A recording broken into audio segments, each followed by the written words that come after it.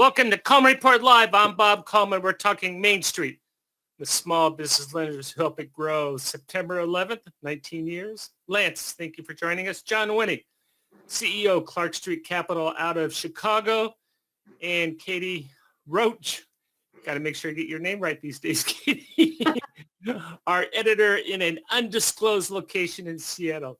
John, remind everyone, what is it exactly that you do? Thank you, Bob. Always a pleasure to do these. Our firm sells loan portfolios up until the first quarter this year. About 2/3 of our business was selling good loans for par or better. And obviously, since this economic crisis, it's been predominantly distressed portfolios. Let me give a shout out to your report. John writes the BAN report. And what information do you include in that, John?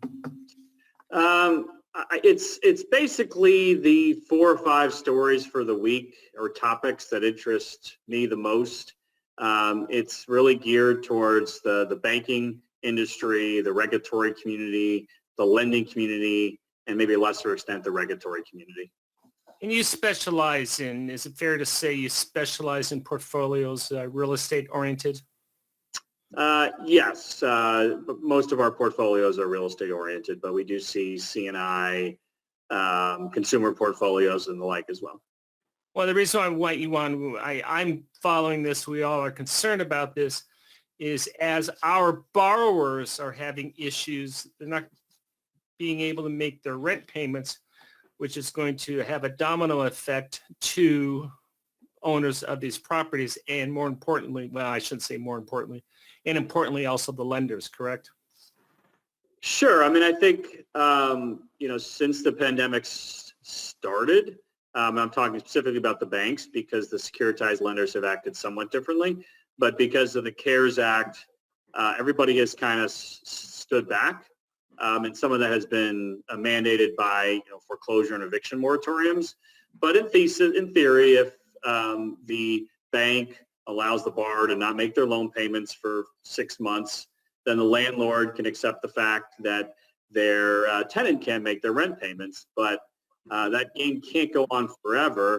And at least from the lender side, that relief is expected to expire at the end of the year. So at some point, banks will face consequences in not collecting loan payments. I should know you may not know the answer. I don't mean to put you on the spot, and I should have followed up more. But I read the state of California is extending stimulus bailouts also to owners of commercial property. Have you heard about that? Do you know exactly what the details are?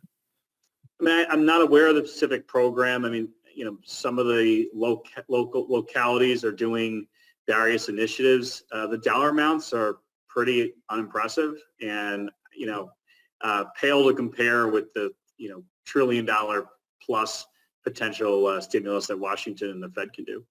Yeah. Let's go to the poll questions. So we have a lot of news today. So first of one, what's going on in your footprint?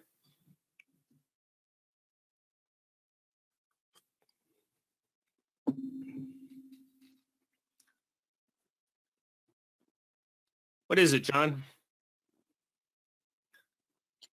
I think it's about the same. Yeah. Yeah.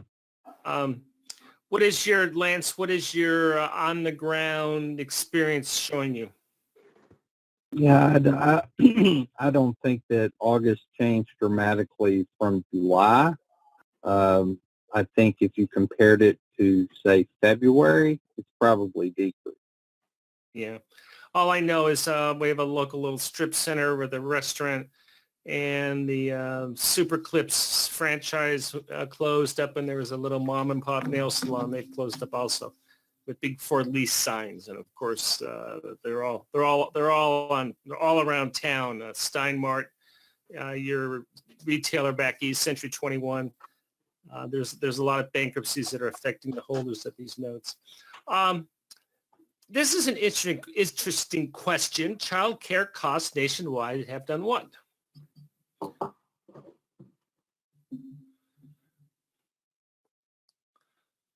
Wow. I don't. Yeah, I don't know. Joseph, you put this question together. I'm going to throw it over to you. What's two questions? What's the answer, and why'd you ask the question? The answer is 47%. John, in John's report, that's listed. Yeah, I mean, the cost for the child care centers to operate have increased, but isn't necessarily the tuition has gone up. But obviously, if your costs go up, your revenue can't stay the same forever. Yeah, very good. And finally, what percentage of annual job growth is from small business? And of course, we always have issues defining small business, but I think we can, you sort of know it when you see it. John, what is your answer? I think that number is always 2/3, right? Right around 2/3. Yep, absolutely. Yep. And I haven't seen any adjusted or any projections in terms of where we are on employment and where that is going to be made up, but it's definitely Main Street, and it's going to probably be greater than the 2/3. Don't you think, Katie? I would expect that, yeah. All right. Well, let's go through. We have a bunch of stuff. First of all, Katie, give us an update on what's going on the Hill. So the Senate turned down the COVID relief package that was in over the past week or so. This was the skinny bill. Unfortunately, that means it's kind of unlikely that a version of this bill will pass before elections, as things are getting kind of partisan, unless, of course, it gets split from the main bill and we have a separate bill specifically for small businesses, which could happen. Alternatively, Trump could issue an executive order that would pass some of these things as well. But it looks like, unfortunately, this bill is probably not going to go any further, and it's going to need to be rewritten before it can go any further. I was going to say, Katie, normally you don't get laughs out of Washington, D.C., but I had to laugh when Nancy Pelosi called it the emaciated bill. Yeah, it's really been cut and cut again. This is probably the smallest they've had so far, and they just keep cutting more things. And I think that's really what the complaint here was, and why it didn't pass, was there were some things that they really wanted to see in the bill that were not there. So it looks like they're really going to have to maybe either add some more things in or split the bill into separate parts so that individual pieces of it could pass, because there is still a lot of bipartisan support for small businesses and for the small business support, but not so much for some of the other things that were included in the bill. Right, and I know we're going to talk about those in a second, but John Rurowski, American Banker, said yesterday there is strong bipartisan support for Main Street and for getting this done right now. It's all bundled together. So we'll just sort of have to wait and see what happens. Lance, what is your crystal ball telling you? I think they are going to probably pull the small business related issues out into a separate bill, or at least that's what I hope for. I mean, I get calls every day from people who received the first round of PPP who really need a second round of PPP, or they will close their doors, Bob. So we need, there are a lot of things that were included in some of these bills that they have contention over, but it's like John told us yesterday, there is no contention over whether Congress wants to help small business. So guys and girls of Congress, get us a bill that is just related to small business, Main Street, and get it passed. Let's go men and women of Congress, Lance. That may be a little... Not guys and girls? Okay. I don't know, just for some bizarre reason. Men and women. There you go. Thank you. John, how important is this J.P. Morgan chase to the industry? Well, I think it's remarkable that, a bank itself is investigating fraud amongst its own customers. There was some stories going out a couple weeks ago where they just looked at the number of businesses in the congressional district and how many businesses got PPP loans. This has been out there for 30 days or so. And obviously the headline cases they've started to prosecute, but it does appear that there's been some level of fraud in the PPP program, and some of the fraud seemed to be pretty easy to detect. Is this actually a business that's open? Do they have a phone number? Do they have, anyone working there? But, We do a Google search of the location. Yeah. but I mean, again, you can't really blame the banks. I mean, it was pretty clear that they were supposed to process PPP loans and underwrite the forgiveness. And, when banks aren't involved in the underwriting, then, I guess this is what could happen. Well, I have two comments. Comment number one is, yes, this is important to the industry. As you said, now you have a financial institution that's announced, well, they have to announce for their shareholders, but they obviously think this is somewhat significant to make that announcement. It's not going to impact their balance sheet that much, but I think from a PR standpoint, they're trying to get ahead of it. And number two, Department of Justice has indicted 57 individuals out of 5.2 million loans. So we need to keep this in context. Right. I was just telling hard John part. before we started that the fraud, if you take that 57, that's 0.001% of all of the loans that have been done. And so in context, that's really a small amount of these loans. And of course, they're going to find more of these as we go on, but it's still helped far more people than it's hurting right now. Yeah, and I'm, none of us are supporting the fraud, and we're all in favor of the government getting on top of this, which I appreciate. Hey, we have something called an eviction update. What's going on with this, John? Well, I think it's an important topic. There's been various, and I'll throw foreclosures in here. Essentially, for some period, the court systems were basically closed for either evictions or foreclosure actions. And there's been action on the residential side. So the government has basically told the lenders on multifamily properties they cannot pursue evictions. So but they are certainly starting on the retail side and the non-consumer side. And, unfortunately, this is a necessary part of the recovery. Some tenants are not viable and can't make their rent payments, and, better to get a business in there that can. So, this can't continue indefinitely. So nobody should be surprised that the courts are starting to get filled with eviction. And I picked up somewhere. Is it February that this is really going to take off? It varies from a state by state level, but yeah, Right, I should next year. Yeah. No, but I think that's important. And Lance, you're on the ground. When you're discussing new projects for construction, what is your attitude?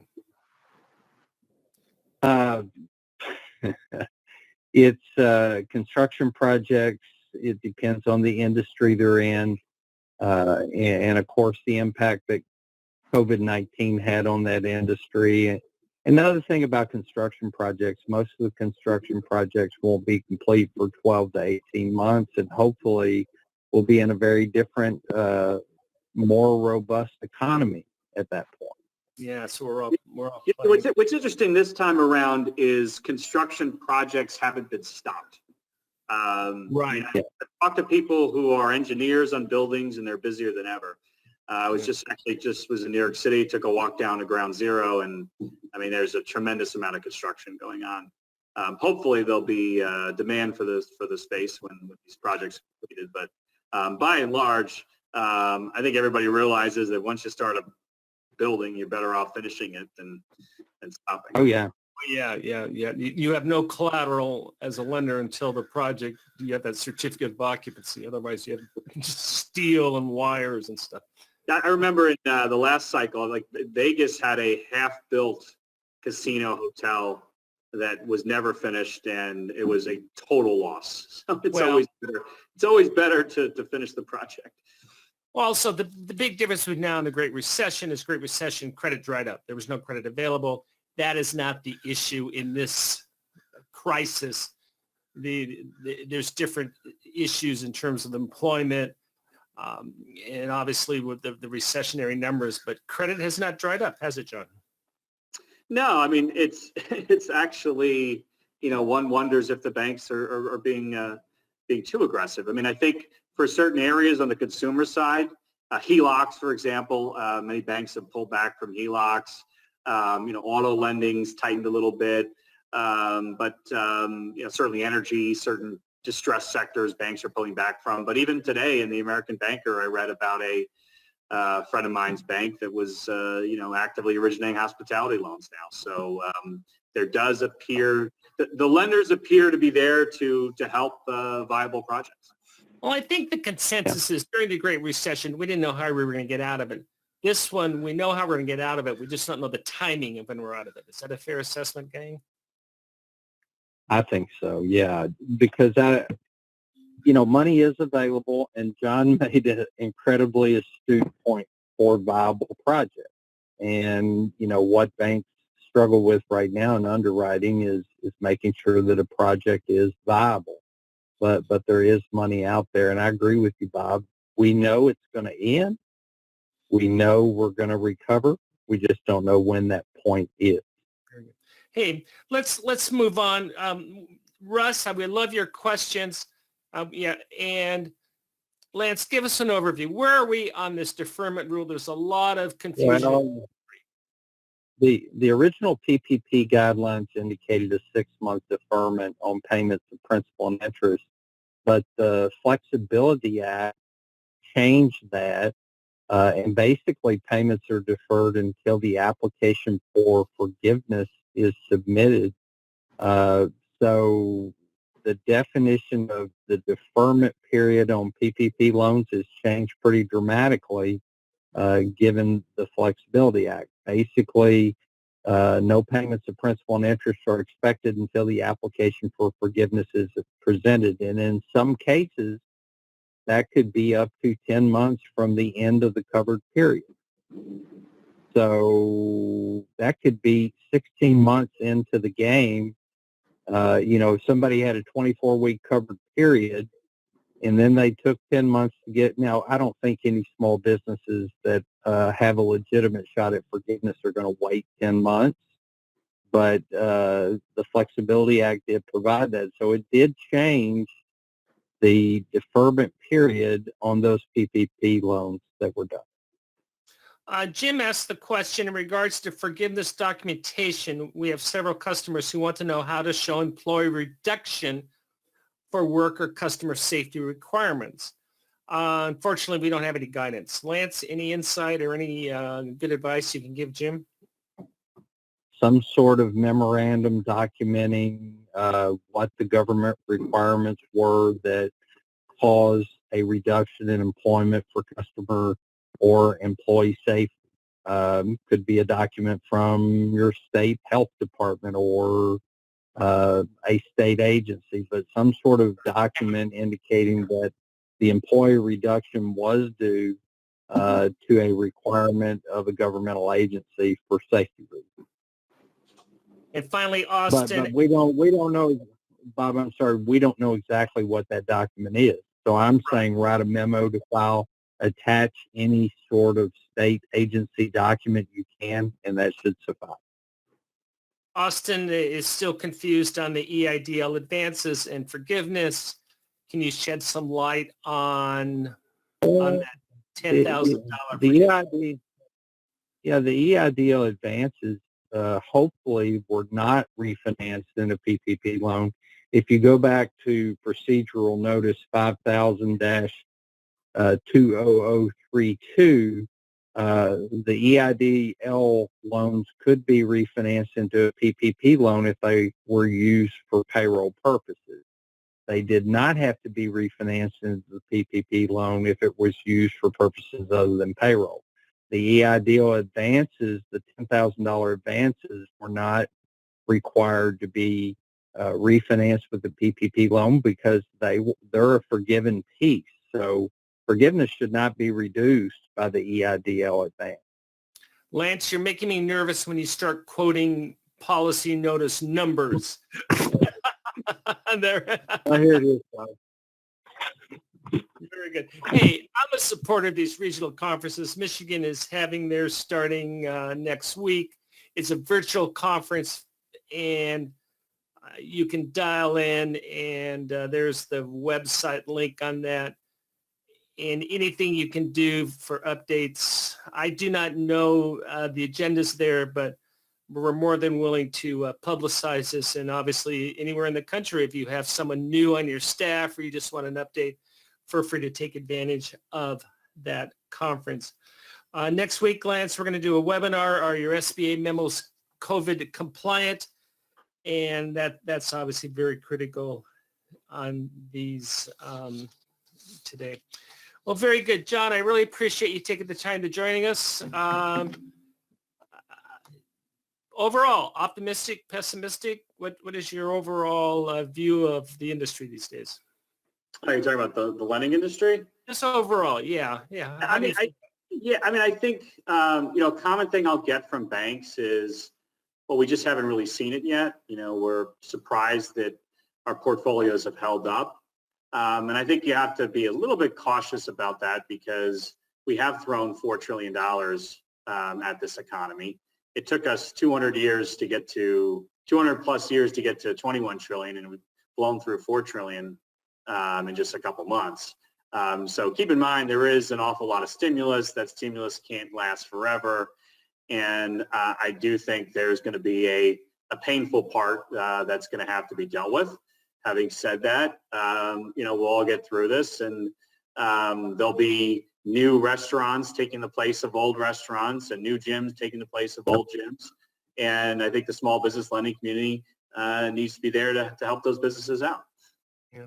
Well, now that everyone's eyes is glazed over with Lance and his policy notice numbers, John with his budget numbers. Katie, thank you for not throwing out statistics. But everyone, have a nice weekend. Obviously, a day of reflection, but enjoy your weekend, and we'll talk to you next week. Thank you for joining us for Coleman Report Live and for supporting America's Main Street, one entrepreneur at a time. Have a great